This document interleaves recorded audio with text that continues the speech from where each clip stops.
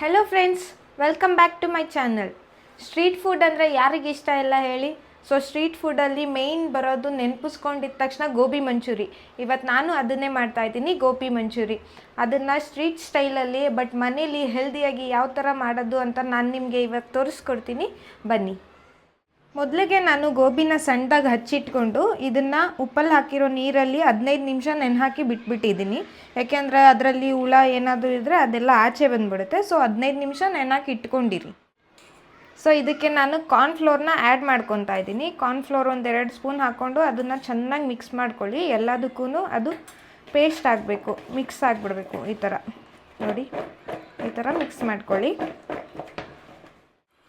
ಅದಾದಮೇಲೆ ಸ್ವಲ್ಪ ಮೈದಾ ಹಿಟ್ಟು ಆ್ಯಡ್ ಮಾಡ್ಕೊಳ್ಳಿ. 3 ಸ್ಪೂನ್ ಮೈದಾ ಹಿಟ್ಟು ಆ್ಯಡ್ ಮಾಡ್ಕೊಳ್ಳಿ.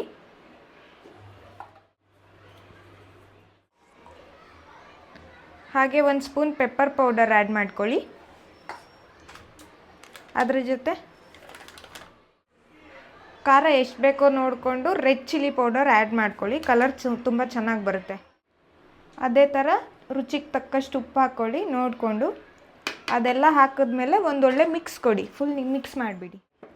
ನೋಡಿ, ಈ ಥರ ಪೌಡರು ನಾವು ಹಾಕಿರೋದು ಎಲ್ಲ ಗೋಬಿಗೂ ಅಂಟ್ಕೊಳ್ಬೇಕು. ಆ ಥರ ಮಿಕ್ಸ್ ಮಾಡ್ಕೊಳ್ಳಿ. ಆವಾಗ ಎಲ್ಲದಕ್ಕೂ ಒಂದೇ ಫ್ಲೇವರು, ಒಂದೇ ಟೇಸ್ಟ್ ಬರುತ್ತೆ. ನೋಡಿ, ಈ ಥರ ಫುಲ್ ಮಿಕ್ಸ್ ಮಾಡ್ಕೊಂಡ್ಬಿಡಿ. ಸೊ ಇದೆಲ್ಲ ಮಿಕ್ಸ್ ಆಗಿದೆ. ಅದಾದಮೇಲೆ ಶುಂಠಿ ಬೆಳ್ಳುಳ್ಳಿ ಪೇಸ್ಟು ನೀವು ಆ್ಯಡ್ ಮಾಡ್ಕೊಳ್ಳಿ. ಅದನ್ನು ಆ್ಯಡ್ ಮಾಡಿಕೊಂಡು ಮಿಕ್ಸ್ ಮಾಡ್ಕೊಂಡ್ಬಿಟ್ಟು ಸೈಡಿಗೆ ಎತ್ತಿಟ್ಕೊಬಿಡಿ. ಇವಾಗ ನಾವು ಇದನ್ನು ಡೀಪ್ ಫ್ರೈ ಮಾಡಬೇಕು. ಸೊ ಅಷ್ಟರಲ್ಲಿ ನಾವು ಎಣ್ಣೆ ಎಲ್ಲ ಕಾಯಿಸ್ಕೊಳ್ಳೋಣ. ಇದನ್ನು ಫೈನ್ ಮಿಕ್ಸ್ ಮಾಡಿಕೊಂಡು ಮುಚ್ಚಿಬಿಟ್ಟು ಸ್ವಲ್ಪ ಹೊತ್ತು ನೆನ್ಕೊಳ್ಳೋಕೆ. ಸೊ ನಾನು ಬಾಣಲಿಗೆ ಎಣ್ಣೆ ಹಾಕ್ಕೊಂಡಿದ್ದೀನಿ. ಎಣ್ಣೆ ಕಾಯ್ದಿದೆಯಾ ನೋಡ್ಕೊಳ್ಳಿ. ನೋಡ್ಕೊಂಡಾದಮೇಲೆ ನಾವು ಮಿಕ್ಸ್ ಮಾಡಿರೋ ಗೋಬಿನ ಎಣ್ಣೆ ಒಳಗೆ ಡೀಪ್ ಫ್ರೈ ಮಾಡಬೇಕು. ನೋಡಿ, ನಾನು ಡೀಪ್ ಫ್ರೈ ಮಾಡೋಕ್ಕೆ ಹಾಕ್ತಾಯಿದ್ದೀನಿ. ಸಣ್ಣ ಉರಿಲಿ ಇಟ್ಕೊಳ್ಳಿ. ಸಣ್ಣ ಉರಿಲಿ ಇಟ್ಕೊಂಡ್ರೆ ನಮಗೆ ಗೋಬಿ ಚೆನ್ನಾಗಿ ಒಳಗಡೆ ಎಲ್ಲ ಬೇಯುತ್ತೆ.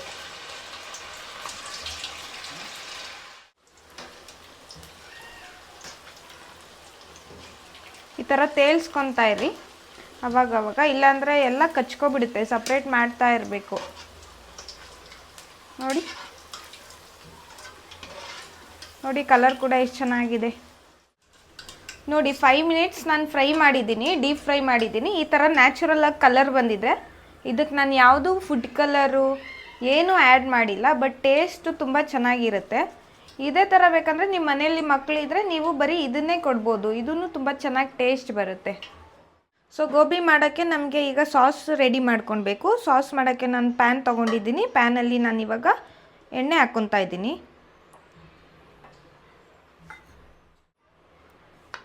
ಇವಾಗ ಪ್ಯಾನ್ಗೆ ಸಣ್ಣದಾಗಿ ಹಚ್ಚಿಟ್ಕೊಂಡಿರೋ ಶುಂಠಿ ಬೆಳ್ಳುಳ್ಳಿ ಮತ್ತು ಗ್ರೀನ್ ಚಿಲ್ಲಿ ಆ್ಯಡ್ ಮಾಡ್ಕೊತಾ ಇದ್ದೀನಿ. Green chilli optional. ನಿಮ್ಗೇನಾದರೂ ಸ್ಪೈಸಿ ಆಗಿರಬೇಕು ಅಂದರೆ ಸ್ವಲ್ಪ ಗ್ರೀನ್ ಚಿಲ್ಲಿ ಆ್ಯಡ್ ಮಾಡ್ಕೊಳ್ಳಿ, ಚೆನ್ನಾಗಿ ಬರುತ್ತೆ ಟೇಸ್ಟು. ಅದನ್ನು ಫ್ರೈ ಮಾಡ್ಕೊಳ್ಳಿ. ಇವಾಗ ಈರುಳ್ಳಿ ಆ್ಯಡ್ ಮಾಡ್ಕೊಳ್ಳಿ. ದಪ್ಪದಾಗಿ ಹಚ್ಚಿಟ್ಕೊಂಡಿರೋದು ಈರುಳ್ಳಿ ಆ್ಯಡ್ ಮಾಡ್ಕೊಳ್ಳಿ. ಅದ್ರ ಜೊತೆ ಕ್ಯಾಪ್ಸಿಕಮ್ಮು ದಪ್ಪದಾಗಿ ಹಚ್ಚಿಟ್ಕೊಂಡಿದ್ದೀನಿ, ಅದನ್ನು ಆ್ಯಡ್ ಮಾಡ್ಕೊಳ್ಳಿ.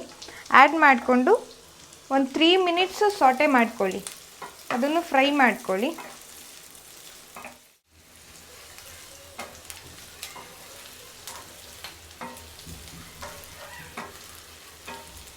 ಇದಕ್ಕೆ ಸ್ವಲ್ಪ ಉಪ್ಪು ಆ್ಯಡ್ ಮಾಡ್ಕೊಳ್ಳಿ. ಸ್ವಲ್ಪ ಚಿಲ್ಲಿ ಪೌಡ್ರ್ ಆ್ಯಡ್ ಮಾಡ್ಕೊಳ್ಳಿ. ಒಂದು ಸ್ವಲ್ಪ ಪೆಪ್ಪರ್ ಪೌಡರ್ ಆ್ಯಡ್ ಮಾಡ್ಕೊಳ್ಳಿ. ಇವಾಗ ಇದಕ್ಕೆ 1 table spoon soya sauce add ಮಾಡ್ಕೊತಾ ಇದ್ದೀನಿ.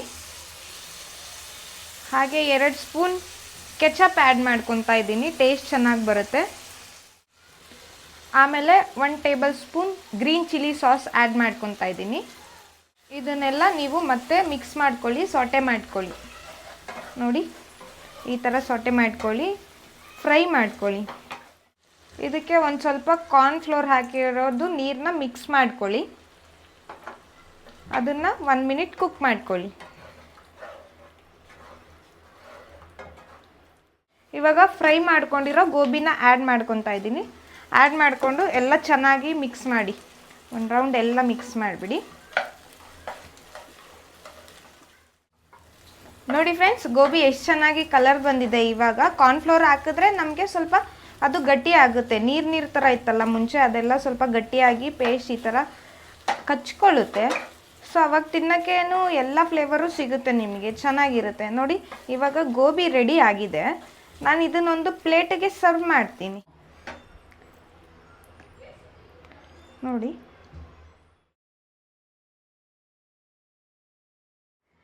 ಸೊ ನೋಡಿದ್ರಲ್ಲ ಫ್ರೆಂಡ್ಸ್, ಮನೆಯಲ್ಲಿರೋ ಹೆಲ್ದಿ ಇಂಗ್ರೀಡಿಯೆಂಟ್ಸ್ ಯೂಸ್ ಮಾಡಿಕೊಂಡು ಮನೆಯಲ್ಲೇ ಎಷ್ಟು ಬೇಗ ಗೋಬಿ ಮಂಚೂರಿನ ಪ್ರಿಪೇರ್ ಮಾಡಿದ್ದೀವಿ ಅಂತ.